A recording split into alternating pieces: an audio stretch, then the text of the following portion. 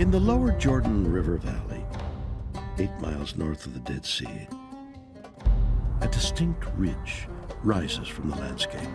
But this is no ordinary ridge, because buried under layers of dirt and rock are the ruins of an ancient city that dates back almost 4,000 years. Modern archaeologists have named the site Tal el-Hammam. When you look at Tal el-Hammam from satellite imagery, it's long and it's narrow. It's about a mile from end to end. We believe that as many as 50,000 people occupied the city. According to experts, Tal el-Hammam is shrouded in mystery. We don't know what it was named in ancient times or who lived there, but in recent years, some archaeologists have theorized that Tal el-Hammam is actually the ruins of the biblical city of Sodom. In Genesis, you have these cities, Sodom and Gomorrah, and there's wickedness, there's inequity in the city. But then God decides, no, this city is doing horrible kinds of things. So I'm literally going to rain fire, sulfur down. I'm going to destroy this city. God said, enough is enough. Fire and burning stone came forth out of the heavens from Yahweh and consumed the city. In fact, the Bible says that every person, crop, plant, tree, twig, anything that was living was destroyed. The Sodom and Gomorrah story is fascinating in that it's meant to be a metaphor, an understanding of, oh, when human beings don't do what they should do, here's what God does to destroy us. It's God's power being manifested. It's an act of God. The destruction of Sodom and Gomorrah has long been associated with the wrath of God. Until recently, many scholars thought that the story was only a myth. So why do some experts now believe that Tal el-Hammam could be the remains of the city of Sodom? There is more geographical data in the biblical text for the location of Sodom than there is for any other biblical site.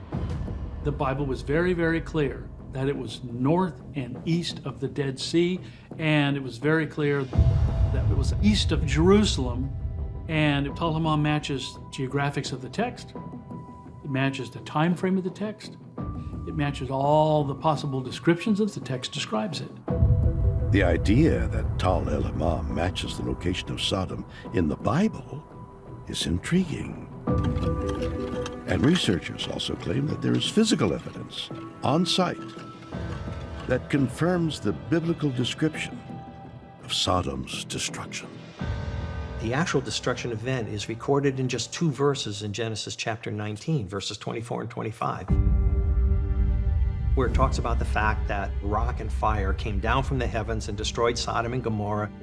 One theory is that an incoming meteor or meteor fragment exploded over the north end of the Dead Sea and destroyed Tal el-Hammam.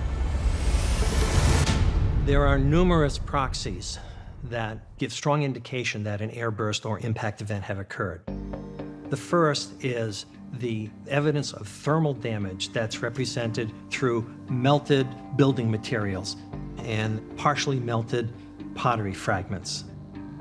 The second is the appearance and occurrence of microspherules, very, very tiny spherical shaped melted pieces of mineral grains and sands. And the third is a high concentration of rare earth elements.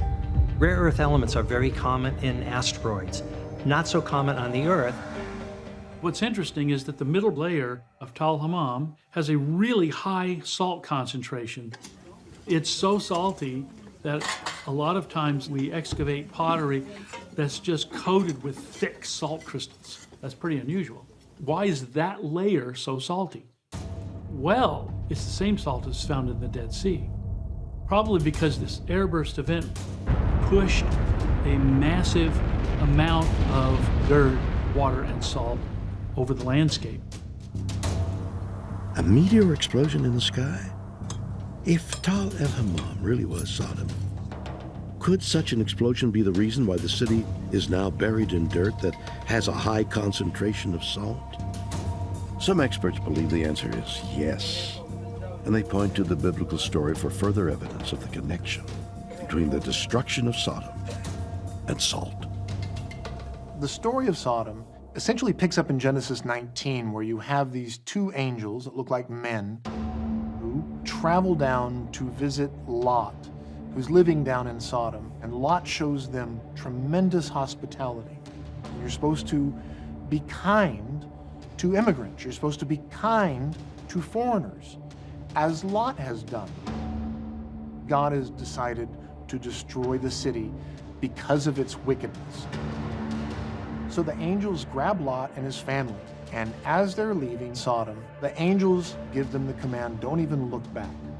And then you have this fascinating detail where it says that Lot's wife turned and looked back, and she turned into a pillar of salt. What could be the significance of Lot's wife turning into a pillar of salt? Does this detail from the story support the theory that a meteor explosion in the sky buried Sodom in dirt and salt? Perhaps. But is a meteor explosion a natural event, or is it an act of God? There's been a lot of question about fire and brimstone coming down from the heavens, right? This is one of these unexplained mysteries. And there have been a lot of theories. And this probably has something to do with wanting evidence that proves faith. A lot of people believe in these stories, and archaeology can confirm them.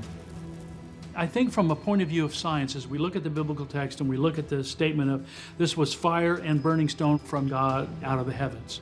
If such an event actually occurred, would it have left some evidences around? Well, of course, yes. That's all confirmed by the science. Now, science can't tell me one way or the other whether it's an act of God, but the event is confirmed.